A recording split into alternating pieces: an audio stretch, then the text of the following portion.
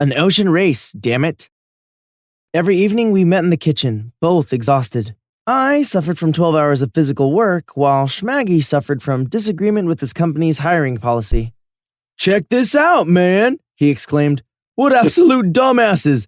They keep hiring clueless Java noobs who make baby Jesus cry instead of raising my salary. We need more programmers, they say. Fuck that." "How are you?" "This sucks," I replied. My amigo Luis has caught a brick in the head. Blood was all over the place. But he doesn't have health insurance and went home with patches on his head. Schmaggy looked at me with fleeting concern and then continued. "By the way," he said, "call Antonio and tell him you're taking Sunday off. We are going to the ocean race to Farallon Islands." "But I know nothing about sailing," I objected.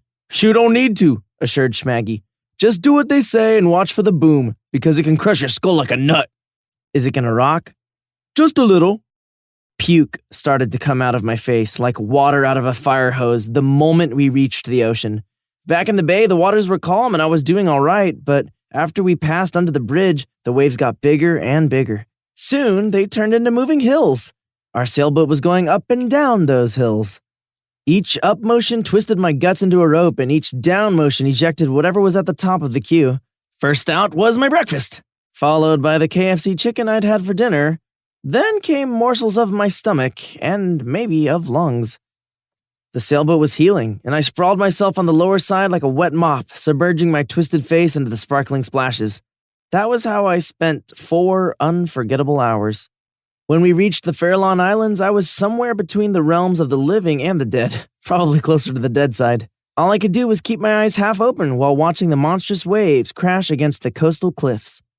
Schmaggy paid me a visit and handed me a can of ginger ale.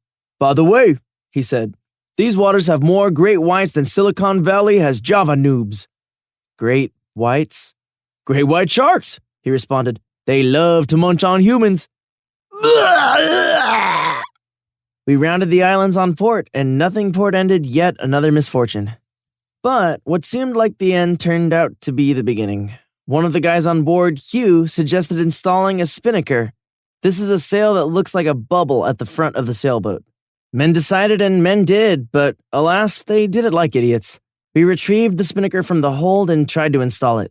"We're gonna fly like eagles, like eagles, like eagles," Hugh sang, looking with happy wonder at the spinnaker tackle. Just like me, he had no idea.